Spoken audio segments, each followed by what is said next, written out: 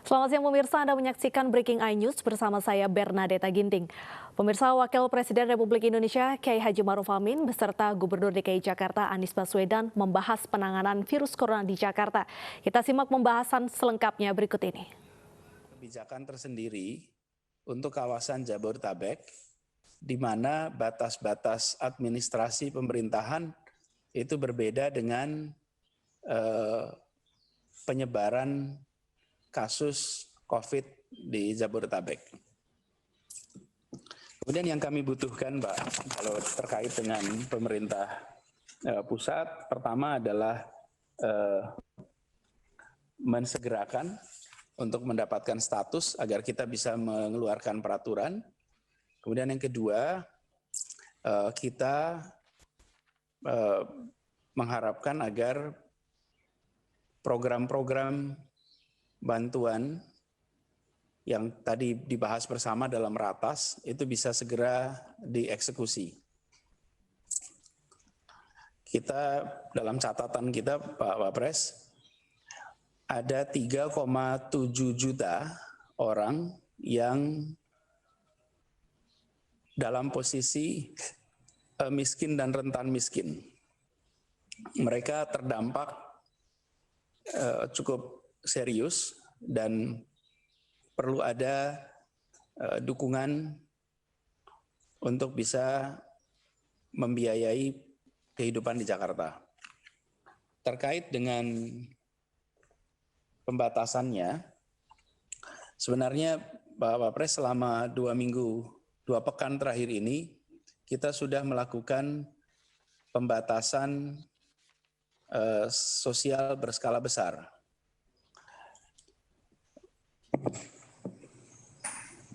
Mulai tanggal 16 Maret,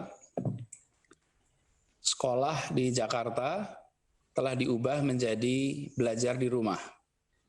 Kemudian jajaran Pemprov juga sudah mulai bekerja di rumah.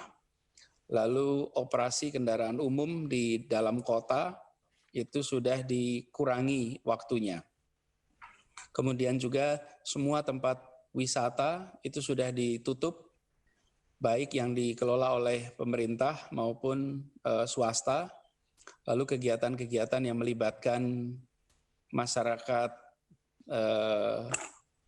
umum itu seperti Car Free Day itu juga kami tiadakan sampai kondisi terkendali. Jadi kami sebenarnya pada masa ini sudah melakukan pembatasan sosial berskala besar. Nah, karena itulah mungkin kita ke depan akan bisa melakukan pengetatan lagi, Pak, dan juga dari sisi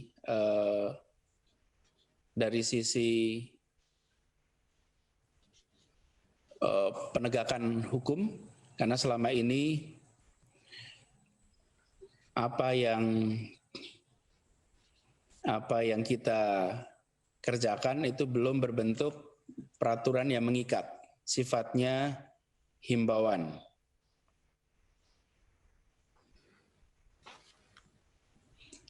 Seperti misalnya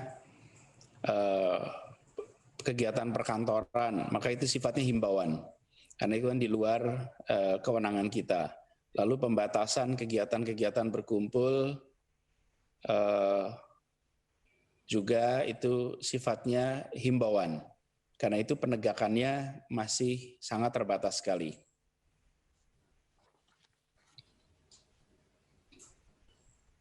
Ya, demikian Bapak Wapres sebagai laporan awal terkait dengan pengelolaan di Jakarta.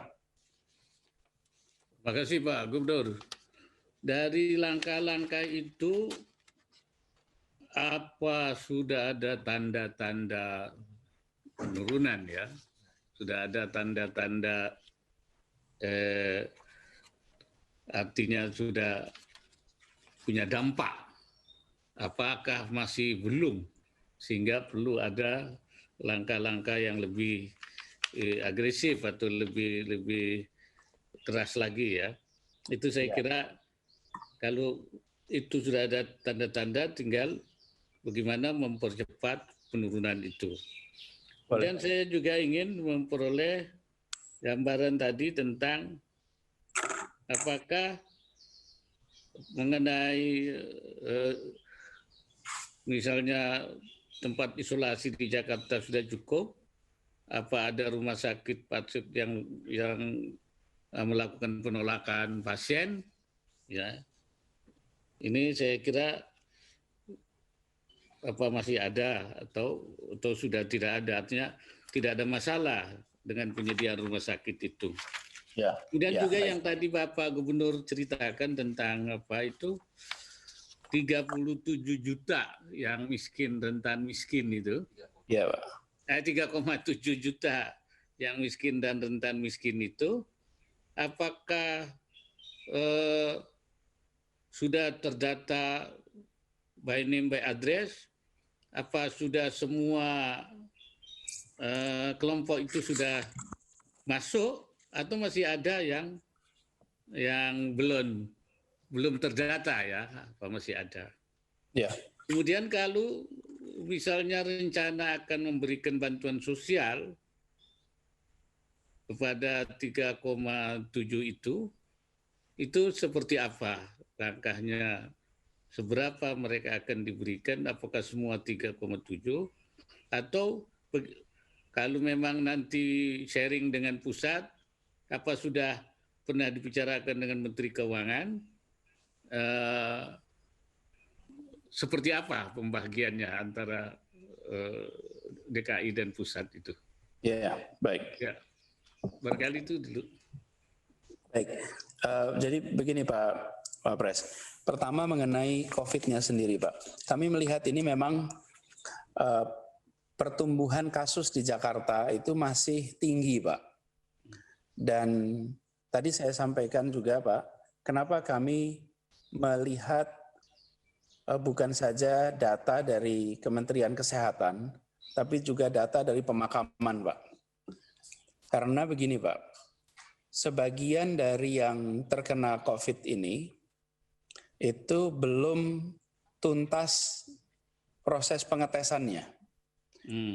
Karena belum tuntas, lalu meninggal, maka tidak bisa secara resmi disebut sebagai pasien COVID, karena hasil tesnya belum keluar. Banyak kasus yang kami temukan sesudah dimakamkan, lalu hasil tesnya keluar. Nah, orang yang kasus-kasus seperti ini, itu semuanya dimakamkan dengan menggunakan prosedur pasien COVID, Pak, atau jenazah korban COVID. Itulah sebabnya kalau kita lihat angka kasusnya, Pak, bisa ditayangkan. Sebentar, Pak, maaf, saya akan tayangkan slide-nya, Pak.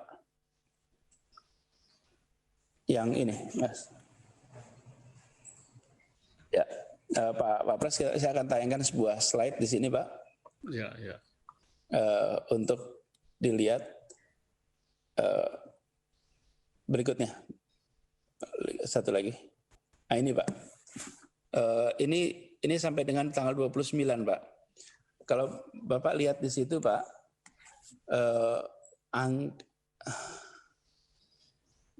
terlihat di sana, Bapak,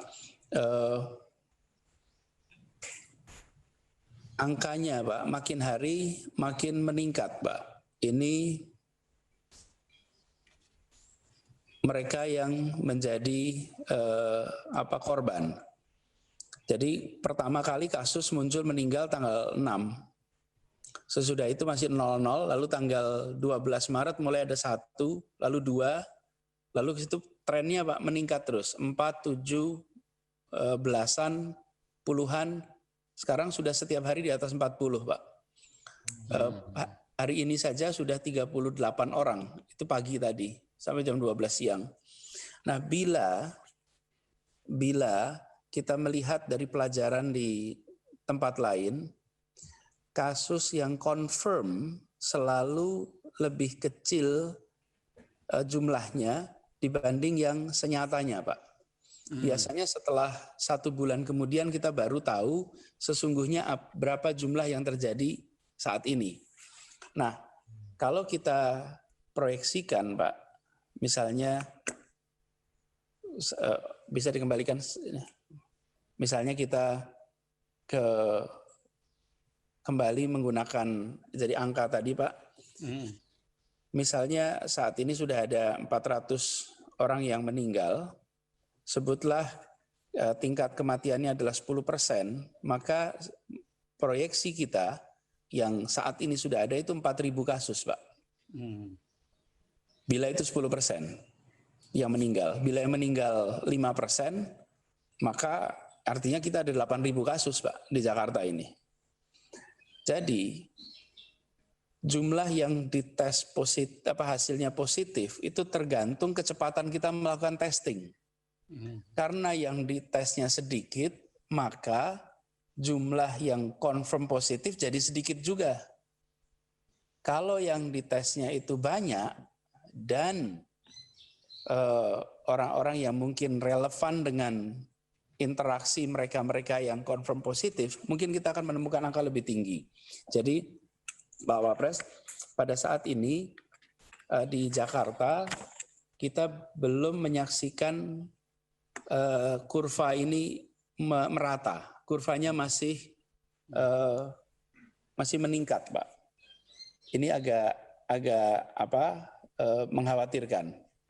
Jadi kalau kita perhatikan masih meningkat terus. Bagaimana dengan rumah sakit? Saat ini ada 70 rumah sakit, Pak, yang menangani COVID. Yang rumah sakit rujukan ada 13. Nah, ada 1.300 pasien yang saat ini dirawat. Masih ada 707 yang sedang antri menunggu hasil labnya. Ada satu permintaan, Pak, yang mungkin perlu menjadi perhatian dari pemerintah, adalah rumah sakit ini, 70 itu banyak adalah swasta. Mereka mengharapkan dukungan BPJS agar tidak ada keterlambatan di dalam pembayaran tagihan-tagihannya. Karena mereka harus bergerak cepat, mengelola cash flow-nya juga tidak mudah, dan yang harus ditangani jumlahnya banyak. Jadi memastikan bahwa tidak ada keterlambatan pembayaran jadi penting sekali, Pak. Supaya mereka tetap mau menerima kasus COVID ini. Nah, secara umum rumah sakit itu berkewajiban untuk menerima kasus COVID. Dan selama ini juga ditangani. Dan kita respon cepat, Pak, kalau ada masalah-masalah terkait itu. Kemudian yang kedua terkait dengan bantuan sosial. Maaf, saya teruskan sedikit, Pak.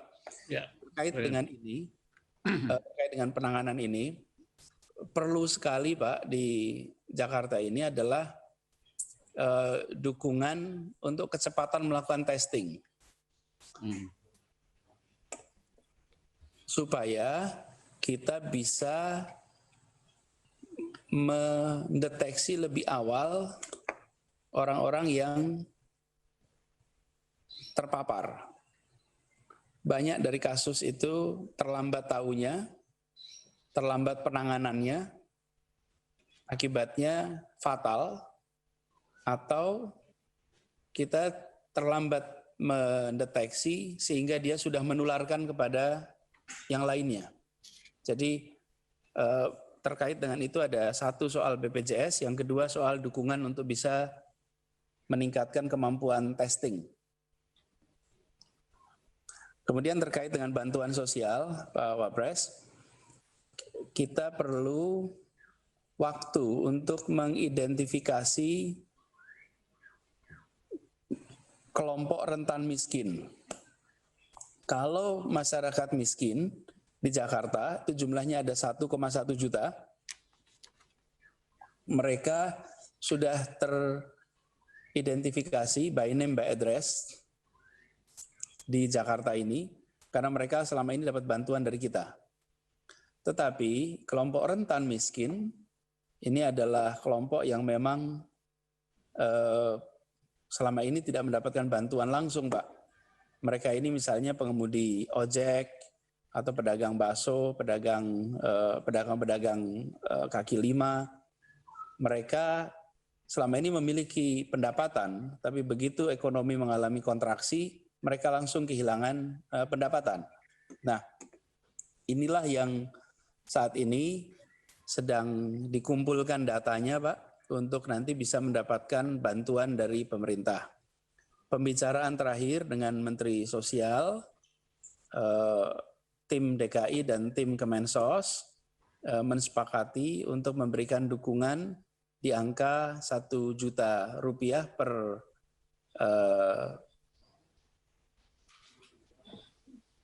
diberikannya nanti per keluarga, Pak,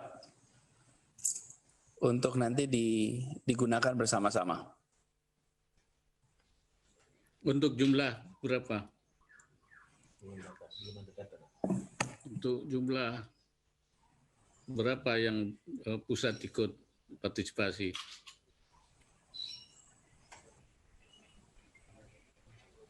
Sebentar, Pak.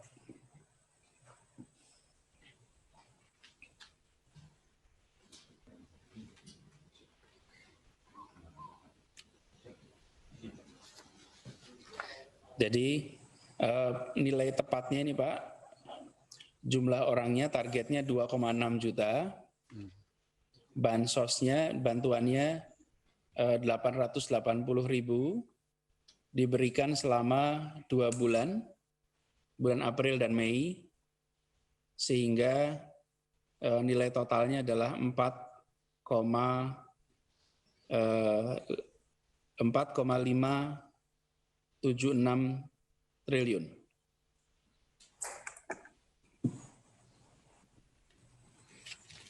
Nah, artinya untuk soal penanganan bansos untuk kelompok miskin dan rentan miskin artinya sudah terselesaikan dengan pembicaraan dengan Mensos. Betul, Pak. Secara jumlah terselesaikan. Waktu ini juga bersama dengan Menko Kemaritiman. Tetapi yang belum selesai adalah data tentang siapanya, Pak. Oh, siapanya, ya. Ya. Jadi angkanya sudah disepakati. Ya. Kemudian besarannya juga sudah, tapi datanya itu yang kita masih dalam proses. Ya.